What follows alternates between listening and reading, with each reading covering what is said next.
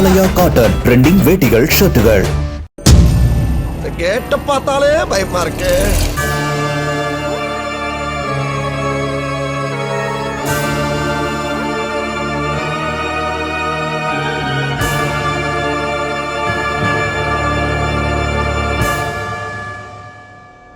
திரைப்படங்களில் வரும் பேய் பங்களாவைப் போல பார்க்கும் போதே நடுங்க வைக்கும் இந்த பாழடைந்த வீடுதான் அமானுஷ்யம் நிறைந்த வீடு என தற்போது இன்ஸ்டா ரீல்ஸுகளில் ட்ரெண்ட் ஆகி வருகிறது.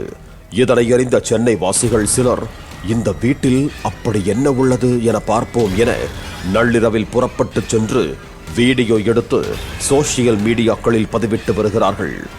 அந்த வீட்டில் நடந்த திகில் சம்பவத்தின் பின்னணி குறித்து விவரிக்கிறது இந்த செய்தி தொகுப்பு.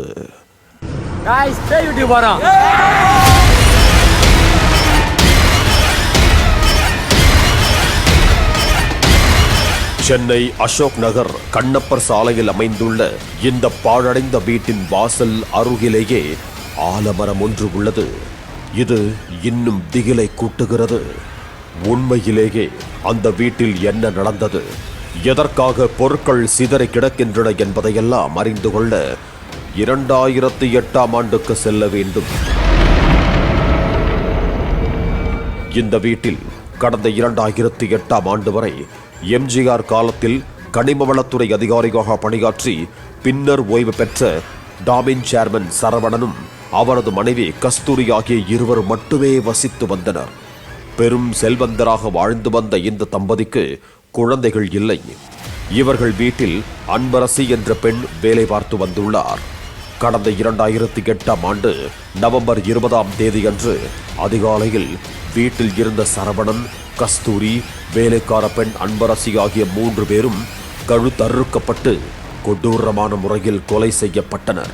மேலும் வீட்டில் இருந்த விலை உயர்ந்த தங்க வைர நகைகள், அமெரிக்க டாலர்கள் உள்பட பல பொருட்கள் கொள்ளையடிக்கப்பட்டிருந்தது. தமிழகத்தையே உலுக்கிய இந்த மூவர் கொலை குறித்து அசோக் நகர் போலீசார் விசாரணை நடத்தினர். ஆனால் எந்த துப்பும் கிடைக்காததால் இந்த வழக்கு பின்னர் சிபிசிஐடி விசாரணைக்கு மாற்றப்பட்டது. இந்த வழக்கில் வேளச்சேரியை சேர்ந்த முகமது யாசின், அசோக் நகரை சேர்ந்த உதயகுமார், போரூரை சேர்ந்த மோகன்தாஸ், அவரது மனைவி சத்யபாமா ஆகிய 4 பேர் கைது செய்யப்பட்டனர். பணம் மற்றும் நகைகளை கொள்ளையடிப்பதற்காகவே இந்த கொலை நடந்தது விசாரணையில் தெரிய வந்தது. இந்த கொலைகள் நடந்து 18 வருடங்களாகியும் வீடு அப்படியே பாழடைந்து கிடக்கும் நிலையில் வீட்டில் உள்ள பொருட்கள் சிதறிய நிலையிலும் அவர் பயன்படுத்திய கார், எம்ஜிஆருடன் சரவணன் எடுத்துக்கொண்ட புகைப்படங்கள் ஆகியவை சிதறி கிடக்கின்றன. தற்போது சில இளைஞர்கள் அந்த பங்களாவில் உள்ள என்னதான் இருக்கு என நள்ளிரவில் கும்பலாக புறப்பட்டு சென்றிருக்கிறார்கள்.